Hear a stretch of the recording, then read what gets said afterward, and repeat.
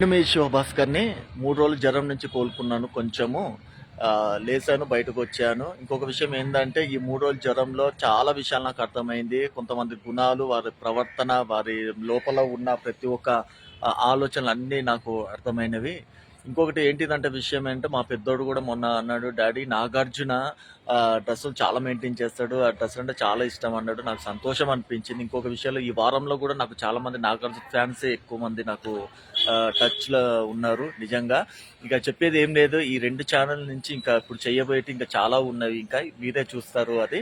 నిజంగా అంటే నిజంగా ఎంతమంది నన్ను మెచ్చుకున్నారో, ఎంతమంది నన్ను తిట్టారో, ఎంతమంది మనసులో కుళ్ళు, కుతంత్రాలు ఉన్నాయో అవన్నీ బయటపడ్డాయి ఈ 2 రోజుల్లో నాకు మొత్తం అర్థమైపోయింది.